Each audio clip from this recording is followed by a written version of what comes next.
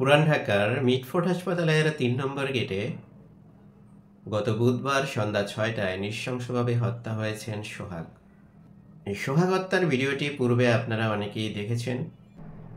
এই হত্যাকাণ্ডের পিছনে কোনো কিছু জড়িত আছে কিনা বা নেপথ্যে কোনো হিস্ট্রি আছে কিনা সে বিষয়ে বিভিন্ন তথ্য মিডিয়ার প্রতিবেদন নিয়ে একটি তথ্যচিত্র।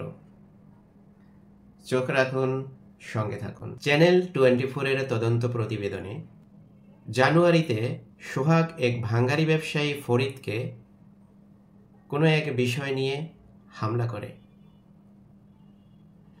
স্থানীয়রা বলে মাহিন ও সোহাগ একসাথে চলাফেরা করত। বন্ধুরা, এই তথ্যচিত্রটি চলুন আমরা দেখে আসি। এই যে মহিন দেখেন, এই যে স্লোগান দিচ্ছে, সে নিজে সন্ত্রাস, আবার বোধহয় সন্ত্রাসের কালো হাত। পুরান ঢাকার অ্যাম্বুলেন্স ব্যবসায়ী শাওন খান চ্যানেল 24-কে জানাচ্ছিলেন কিছুদিন আগের কথা। চাঁদা দিতে পারলে তারা তাদের হাত থেকে আমরা বাঁচতে পারতাম। চাঁদা না করে না ভাই, আর পারবো তো একটা নিরীহ মানুষ ভাই, যা লাল চোরের শিকার হয়েছে এটার বাসা একমাত্র আমার আল্লাহ শুনছে ভাই, আল্লাহ ছাড়া আমার কেউ ছিল না এতদিন ভাই। মোবাইলে ধারণ করা ভিডিওতে দেখা যায় শাওনের বাসায় এসে তাকে মারধর করে সোহাগ হত্যায় বহিষ্কৃত যুবদল নেতা মাহমুদুল হাসান মাহিন ও তার সাঙ্গপাঙ্গরা। ভিডিওতে একে একে শনাক্ত করে দেখান সোহাগ হত্যায় জড়িতদের। ওই দেখেন কিভাবে তারেক আনসার এসে দাঁড়িয়ে দেখছে, দেখে তারা কিছু করে নাই, এখানে কোনো ভূমিকা রাখে নাই। ব্যবসায়ী হত্যার পর আতঙ্কিত ওই এলাকার বাসিন্দারা, মুখ খুলছেন না কেউই। আমরা তো এখানে কেউ তার উপস্থিত থাকে না। এমন পরিস্থিতিতে চ্যানেল 24-এর হাতে এসেছে 12 জানুয়ারির একটি ভিডিও। এতে দেখা যায় নলগোলা স্কুল সংলগ্ন একটি ভাঙারির দোকানে ঢুকে মালিক ফরিদ হোসেনের উপর হামলা চালান হত্যার শিকার সোহাগ। দোকান কর্মচারীরা জানান মাহিন ও সোহাগ একসঙ্গেই চলাফেরা করত। এটা তো যে সোহাগ চিচ্চার বাড়ি দিয়েছে, ওখানে যে মইন তাদের একসাথেই দেখতাম। তাদের তো যেমন একটা ব্যবসা, যেমন সিন্ডিকেটের ব্যবসা এই এলাকায়। এদিকে সোহাগ হত্যার প্রতিবাদে বিক্ষোভ করেছেন সলিমুল্লাহ মেডিকেল কলেজের শিক্ষার্থীরা। এই ঘটনায় তদন্ত কমিটি গঠন করেছে হাসপাতালটির কর্তৃপক্ষ। অবশ্যই তদন্ত হচ্ছে এবং ওই দিনই সেটা করা হয়েছে। দেখলেন চ্যানেল 24-এর তথ্যচিত্রটি। এবারে আমরা চলে যাচ্ছি 71-এর একটি তথ্যচিত্র। 71-এর তথ্য মতে টিটু নামে যে আসামি গ্রেপ্তার হয়েছে আপনারা শুনে থাকবেন। টিটু 7ই জুলাই সোহাগের দোকানে হানা দেয়, সোহাগের ব্যবসা প্রতিষ্ঠানে হানা দেয়। 2 লক্ষ টাকা এবং পার্টনারশিপের জন্য তাকে চাপ প্রয়োগ করা হয়। সোহাগ এক পর্যায়ে রেগে বের হয়ে যায় তার ব্যবসা প্রতিষ্ঠান থেকে। টিটু তখন ব্যবসা প্রতিষ্ঠানে তালা ঝুলিয়ে দেয়। 9 জুলাই তালা ভেঙে সোহাগ ব্যবসা শুরু করে। আর এই 9 জুলাই কিন্তু হত্যাকাণ্ডটি সংঘটিত হয়। চলুন দেখে আসি সেই 71-এর তথ্যচিত্র। প্রথমে পার্টনারশিপ এবং চাঁদা দাবি, পরে গোডাউনে তালা। আর এই তালা খোলার কারণেই এই নৃশংসতা। এর ভিডিও ফুটেজ এসেছে 71-এর হাতে, যদিও পুলিশ দাবি করছে ব্যবসায়িক দ্বন্দ্বেই এই খুন। বিস্তারিত সুমন তানভীরের প্রতিবেদনে।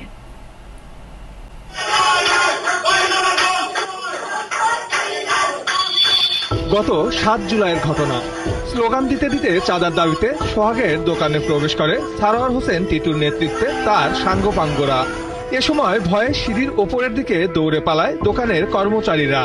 তবে সোহাগ সে সময় দোকানেই ছিল। প্রায় 10 মিনিট সোহাগের সঙ্গে টাকা পয়সা নিয়ে বাগবিতণ্ডায় জড়ায় টিটু। মাসে 2 লাখ টাকা ও ব্যবসার পার্টনারশিপের দাবি করলে সোহাগ দোকান থেকে বের হয়ে যায়। এরপরই দোকানের গোডাউনে তালা মারতে দেখা যায় টিটুকে।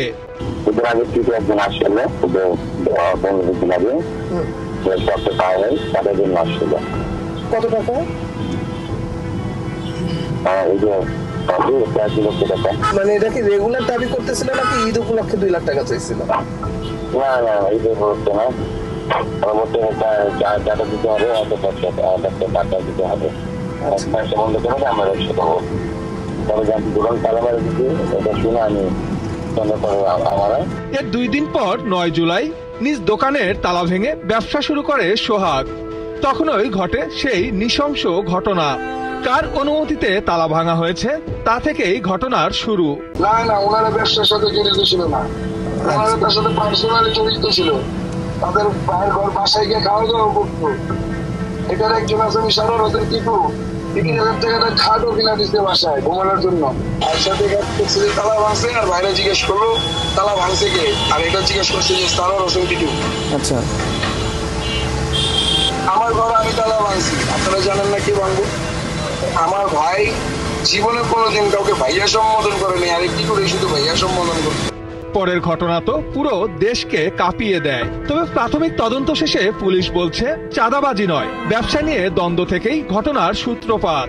এখন পর্যন্ত কোনো চাঁদাবাজির ঘটনা, এরা চাঁদাবাজ এই বিষয়গুলো আমাদের নলেজে নেই। অতীতে কোনো তাদের বিষয়ে অর্থাৎ ঘটনার আগে বা এখন পর্যন্ত আমাদেরকে এই রিপোর্ট আমাদেরকে কেউ করে নাই, আমরাও তথ্য পাইনি। আমরা শুধু যতটুকু জেনেছি এটা একটা পারস্পরিক একটা দ্বন্দ্বের বিষয়। প্রিয় দর্শক, এতক্ষণ দেখলেন 71-এর সেই তথ্যচিত্রটি, এবং এগুলো কিন্তু তাদের সরজমিনে প্রুফ রয়েছে তাদের তথ্য কালেক্ট করার। আরও একটি তথ্যচিত্র আমাদের কাছে রয়েছে, যে সেখানকার যে লালবাগ এরিয়ার যে ডিসি রয়েছেন, তিনি বলছেন যে এই হত্যাকাণ্ডের সাথে কোন দলের লোক জড়িত এরকম কোনো সঠিক ইনফরমেশন আমাদের কাছে নেই। তবে আমরা কোনো দলের হয়ে বা কোনো দলকে উদ্দেশ্য করে কোনো ধরনের কোনো অ্যাকশন এখানে নেওয়ার সুযোগ নেই। শুধু আমরা এতটুকুই জানি যে আসামিদের আমরা গ্রেপ্তার করেছি এবং তাদের যথাযোগ্য শাস্তি হবে। বাট তারা কোন দলের সে ব্যাপারে কিন্তু লালবাগ এরিয়ার ডিসি উনি কিছুই বলতে পারেননি। বাট এদিকে কিন্তু অলরেডি বিএনপির সালাউদ্দিন সাহেব তিনি বিবৃতি দিয়েছেন যে তিনি প্রায় 6-7 জনকে দল থেকে বহিষ্কার করেছেন। এই ব্যাপারে লালবাগের সেই ডিসি বলেছেন যে এই ব্যাপারে আমরা নিশ্চিত নই এবং আমাদের কাছে কোনো ইনফরমেশন নেই। উনি মিডিয়াকে বলেছেন যে আপনারা যিনি বিবৃতি দিয়েছেন তার কাছে আসলে প্রশ্নগুলো করলে আপনারা সঠিক উত্তর পাবেন। চলুন আমরা একটু ডিসি লালবাগের সেই অভিমতটি শুনে আসি। ঘটনার সাথে সম্পৃক্ত এরকম 5 জনকে ইতোমধ্যে গ্রেফতার করা হয়েছে। মাহমুদুল হাসান মহিন 41, আলমগীর 28 মানে বয়স তার 28, লম্বা মনির, টিটন গাজী এবং তারেক রহমান রবিন, এই 5 জনকে গ্রেফতার করা হয়েছে। অপরাধ সংঘটিত হয়েছে এবং এটা মামলা তাদের রাজনৈতিক পরিচয়টা আমাদের কাছে কোনো মুখ্য পরিচয় নয়। আমরা তার যে অপরাধের সাথে তার সম্পৃক্ততা এইটাকে আমরা গুরুত্ব দিতে চাই এবং সে কেন অপরাধটি সংঘটিত করেছে এটা আমাদের কাছে গুরুত্বপূর্ণ। এবং এখন পর্যন্ত বিভিন্ন মাধ্যমে আমরাও দেখি যে বিভিন্ন রাজনৈতিক দলকে জড়িয়ে তাদের সাথে তাদের পরিচয় দেখানো হচ্ছে, কিন্তু আমরা এখন পর্যন্ত কোনো নির্ভরযোগ্য তথ্য থেকে সোর্স থেকে তাদের রাজনৈতিক পরিচয়ের বিষয়টি আমরা নিশ্চিত হতে পারিনি। প্রিয় দর্শক, বেশ কিছু মিডিয়ার প্রতিবেদন দিয়ে একটি তথ্যচিত্র আপনাদের সামনে তুলে ধরার চেষ্টা করেছি। এই নেপথ্যের ঘটনাগুলোকে কেন্দ্র করে এটা যে একটি খুন হয়েছে তাতে কোনো সন্দেহ নেই, বাট এমন নৃশংস হত্যা আয়ামে জাহেলি যুগকেও ছাড়িয়ে গিয়েছে। সেই দৃষ্টিকোণ থেকে বলবো যে এমন দৃষ্টান্তমূলক শাস্তি আসামিদের হোক যে অন্য কোনো সন্ত্রাসীরাও এই শাস্তি দেখে তাদের গা যেন শিউরে ওঠে। সরকারের কাছে, আইনের কাছে আমাদের এতটুকুই দাবি